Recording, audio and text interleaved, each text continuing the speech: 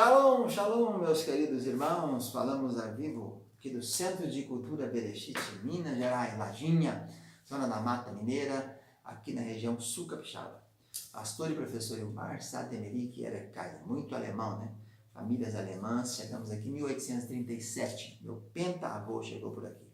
Família evangélica, nós todos somos evangélicos e ultimamente pentecostais, né? Mas antigamente, outrora, tradicionais. Estamos aqui com nossos estudos teológicos e nós estamos no livro número 2 do curso básico. Esse curso básico está estudando a formação dentro da teologia sistemática, estamos estudando a matéria hamartiologia. A hamartiologia de hamartia, pecado, errar o alvo. E nós estamos falando, na aula passada, falamos sobre os efeitos, as consequências do pecado, primeiro concernente à relação vertical. Relação com Deus, né? Falamos que é o desfavor divino, a culpa, a punição e a morte física, espiritual e eterna. A aula de hoje iremos falar sobre efeitos, as consequências do pecado, sob o ponto de vista para o pecador, né? Quais são as consequências para quem está pecando? As consequências do pecado são em 3 níveis: para com o Pai, para com Deus, vertical, para com o próximo, horizontal, e para o pecador mesmo. Então, o primeiro efeito para o pecador é a escravização, né? O pecado tem consequência para a pessoa que o comete. Um dos efeitos do pecado é essa capacidade de escravizar a pessoa. Se torna escravo de quem? Do maligno, do poneros, daquele que é o pai, né, do pecado. Então, ele às vezes acaba sendo um vício, pode tornar até um vício, né? Um pecado leva a outro. Diz que um abismo chama outro abismo ao ruído das suas cacadupas. Então, quando, por exemplo, depois de matar Abel, Caim sentiu-se constrangido a mentir quando Deus lhe perguntou onde estava seu irmão. Então o pecado leva ao outro. Ele matou, depois mentiu. O Davi adulterou, depois matou. Então Paulo relembra que os cristãos romanos haviam sido escravos do pecado. A carta aos Romanos, capítulo 6, 17. Mas as amarras do pecado sobre o indivíduo são desatadas pela obra de Cristo. Porque a lei do Espírito, da vida em Cristo, te livrou da lei do pecado e da morte. Romanos 8, 2. Segunda consequência do pecado para o pecador é a fuga da realidade. O pecado também resulta em falta de disposição para encarar a realidade. As dimensões difíceis da vida, em especial as consequências do nosso pecado, não são vistas de modo realista. Em particular, a sociedade evita pensar no duro fato de que, cedo ou tarde, nós iremos morrer. Hebreus 9, 27. A supressão da consciência de que a morte é o salário do pecado, Romanos 6, 23, pode estar por trás de muitas das nossas tentativas para evitar pensar nela. Então é como se não quiséssemos considerar que existisse aquele pecado. Não, isso não é pecado. Tem muitas coisas que já não são mais pecado hoje em dia, né? Atualmente tem muita coisa. Até alguém escreveu uma melodia que dizia assim, mas não tem importância não. Não tem importância não. É o que está tirando o crente da comunhão. Tudo já não tem mais importância, né? O que era antigamente pecado, hoje já não é mais. Terceira coisa com referência à consequência do pecado para o pecador é a negação do pecado. O que é essa negação? Há várias maneiras de negar o pecado. Ele pode receber outro nome, de modo a não ser reconhecido como tal. Ele pode ser considerado uma questão de doença, privação, ignorância, talvez no máximo desajustamento social.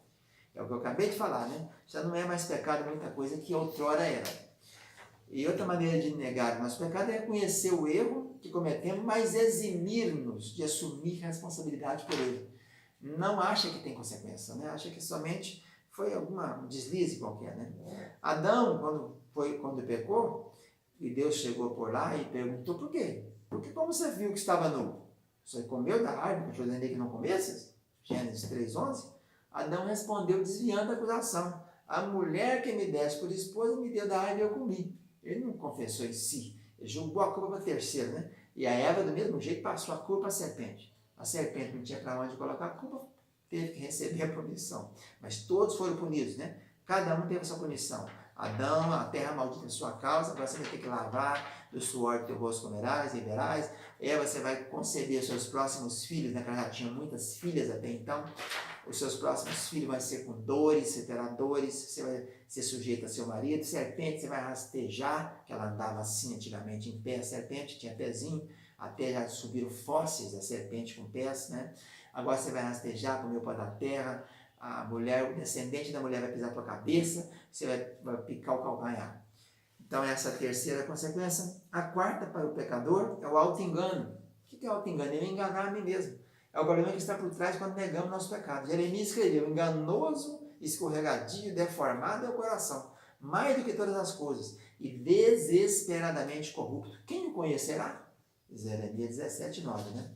Então, naquele tempo de Jesus, Jesus mesmo falou para os fariseus, os escribas, doutores da lei, né?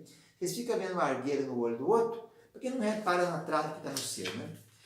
Outra consequência é a insensibilidade, a cauterização, né? Aquele instrumento antigo, do tempo da medicina de Hipócrates, o pai da medicina, que para operar alguém você queimava um nervo, né? Aquela conexão do nervo, neurônio, axônio ali, a sinapse é onde dá a conexão, queimava ali e tem uma desvantagem, nunca mais retorna. A anestesia moderna, depois de um tempo, você volta ao normal.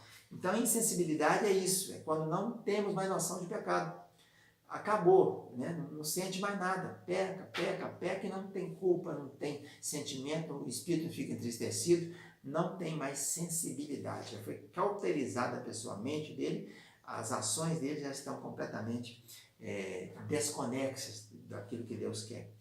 Outro item da consequência do pecado para o pecador é o egocentrismo, é centrar em si mesmo a sua vida, né?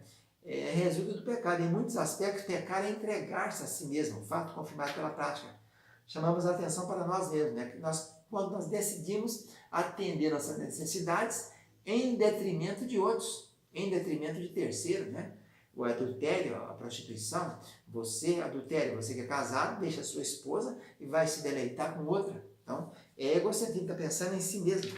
E a última, relacionada aqui no nosso livro, Texto da Teologia de Millard Erickson, a consequência do pecado para o pecador é inquietação. O pecado muitas vezes produz inquietação, há um certo caráter de insaciabilidade do pecado. A satisfação completa nunca ocorre. Então fica sempre assim, só mais um pouquinho, né? Já não, vou parar hoje de roubar não, só mais um pouquinho. Não vou parar de ser corrupto não, só mais um pouco. Vou parar de mentir não, só mais um pouco. Então esses são os efeitos do pecado para a vida do pecador, né? Essa é a nossa aula, então vamos encerrando por aqui. Falamos dos efeitos do pecado, das consequências para o ente, o ser que está pecando, aquele indivíduo que está em pecado. Fica na paz, tchau, tchau, um abraço.